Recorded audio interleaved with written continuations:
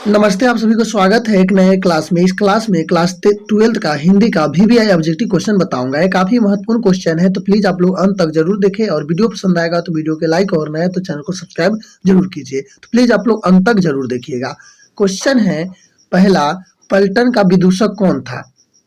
अल्लाहना सिंह, वजीरा सिंह, उद्यम सिंह, बार्क सिंह। तो आपको एक क्या पता होना चाहिए, जो पलटन का विदूषक था वो वजीरा सिंह था। एक का ऑप्शन कौन सही होगा? बी सही होगा। चलिए क्वेश्चन नंबर 2 देख लेते हैं। माया किस शीर्षक पाठ की पात्र है? रोज, तिरछी, सिपाही की माँ, जूठन। यानी माया किस शीर्षक पाठ की पात्र है? तो आपको पता होना चाहिए 3 का होगा। ये माया किस शीर्षक पाठ की पात्र है? जूठन की। किसकी है? जूठन की। ऑप्शन कौन है? डी याद रखिएगा कि माया जूठन की है। समझ गए? और नया तो प्लीज लाइक शेयर जरूर कीजिएगा।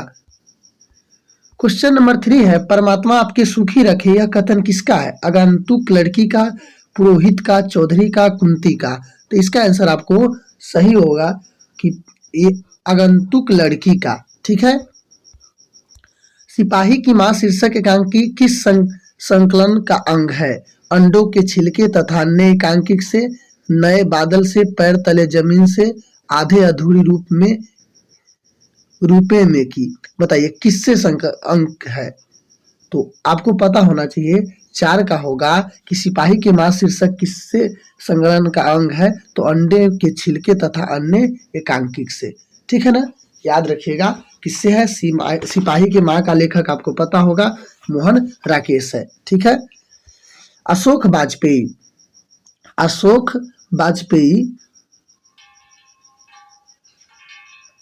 ने राज्य की सेवा किस प्रकार की? यानी कह रहा है कि पूरे क्वेश्चन और छूट गया है। अशोक वाजपेयी ने राज्य की सेवा किस रूप में की?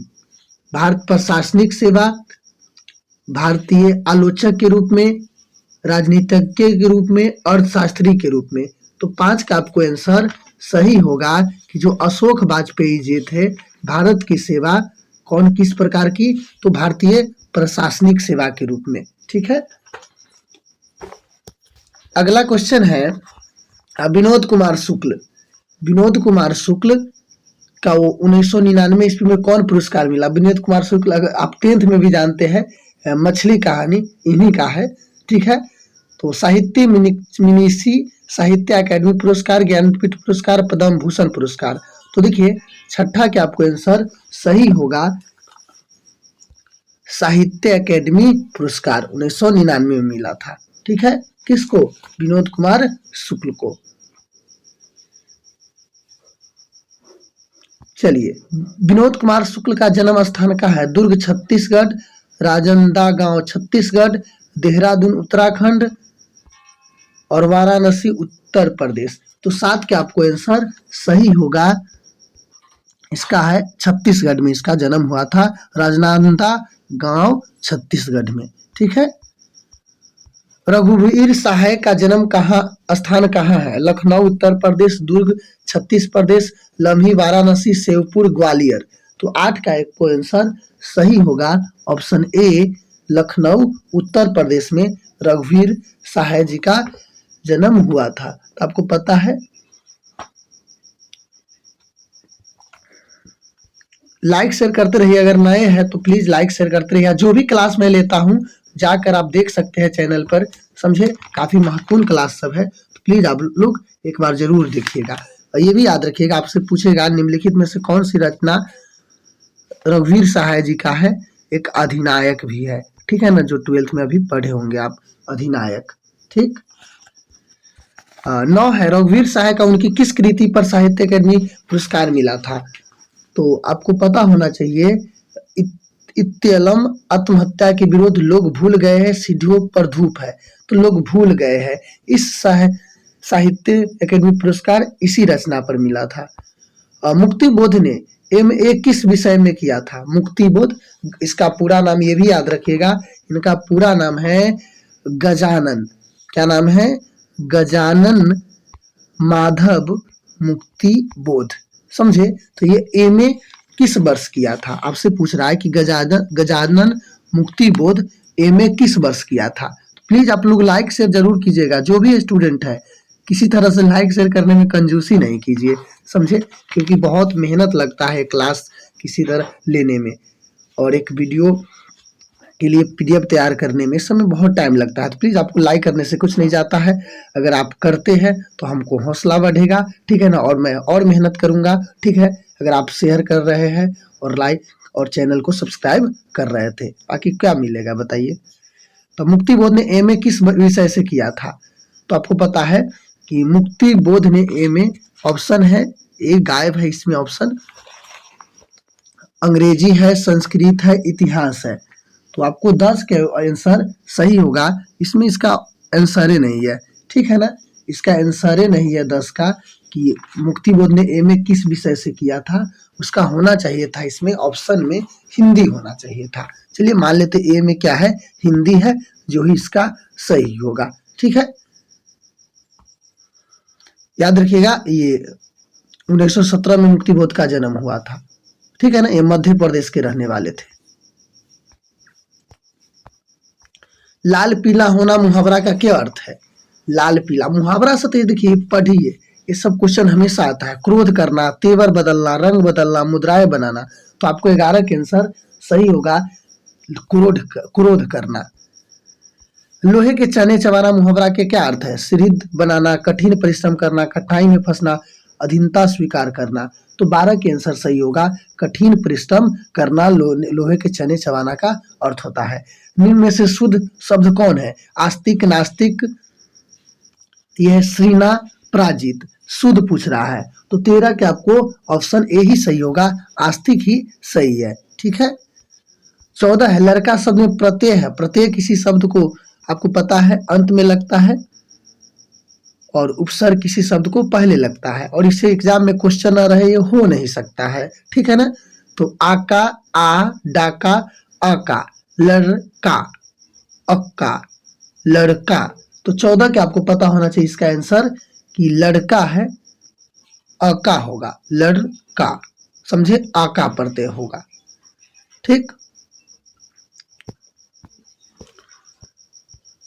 चचेरा शब्द में प्रत्यय कौन है? चचेरा, रा, आ, एरा, अ, एरा होगा, कौन होगा? एरा, ठीक है ना।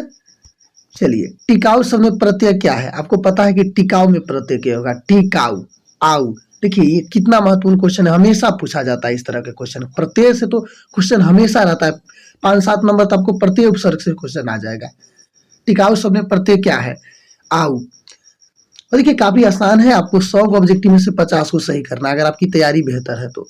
पराकाष्ठा शब्द में उपसर्ग क्या है? परा, प्राक, प्रकाश, पर।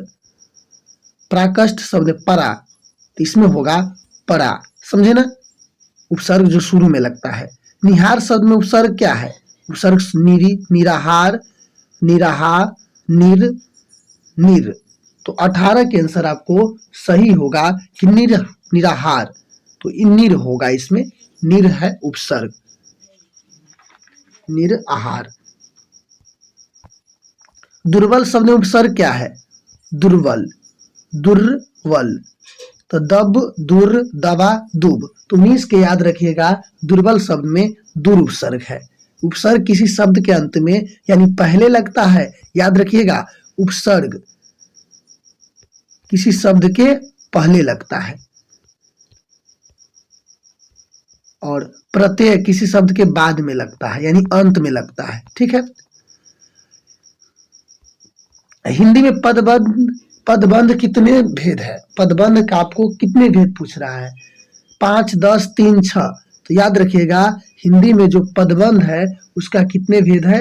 तो इसका आंसर आपको 5 सही होगा। 21 है, निम्नलिखित में दलित आत्मकथा शीर्षक पाठ कौन है? त्रिछ, जूठन, शिक्षा, रोज।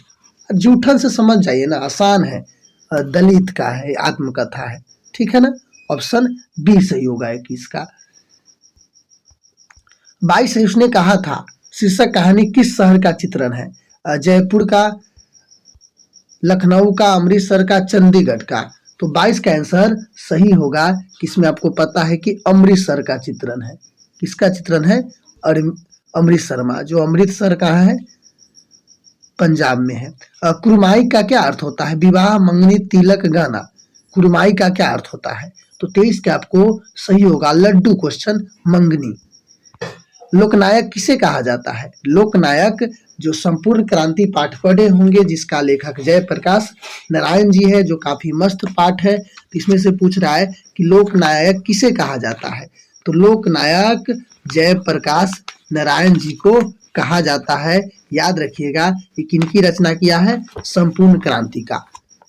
ठीक है, संपूर्ण क्रांति का लेखक कौन है? जयप्रकाश नारायण जी है। इसका ऑप्शन ए ही सही होगा। ठीक है, और इसका जन्म भी पूछ देगा, कभी कभी पूछ देता है। तो याद रखिएगा 11 अक्टूबर 1902 का हुआ था। कब हुआ था? 1902 में। कब? 11 अक्टूबर को। समझे? उत्तर प्रदेश में हुआ था। इसका माता जी के भी नाम याद रखिएगा, फुलरानी देवी है, और पिताजी के नाम हर्षु दयाल था। किनका? जयप्रकाश नारायण जी का। 1929 में कांग्रेस में शामिल हुए थे। इस तरह से बहुत सारे काम किए थे भारत के लिए। और 1998 एक चीज याद रखिएगा, इसे भारत रत्न भी मिला गया था। 25 है, नारी और नर एक ही द्रव की ढीली दो प्रतिमा है। किस रचनाकार की पंक्ति है? मल्ल, जयप्रकाश नारायण, रामधारी सिंह, दिनकर, भगत सिंह। बताइए। तो 25 का आपको आंसर सही होगा रामधारी सिंह दिनकर। तो देखिए इस क्लास में जो काफी महत्वपूर्ण क्वेश्चन है और 25 ही क्वेश्चन था, तो प्लीज आप लोग इसको लाइक शेयर जरूर कीजिएगा और हमें बताइए कि आउट ऑफ 25 में कितना क्वेश्चन आप सही किए। मुझे उम्मीद है कि आपसे अधिक क्वेश्चन को सही किए होंगे। तो अब तक के लिए आप सभी को जुड़ने के लिए बहुत बहुत धन्यवाद। जय हिंद, जय भारत।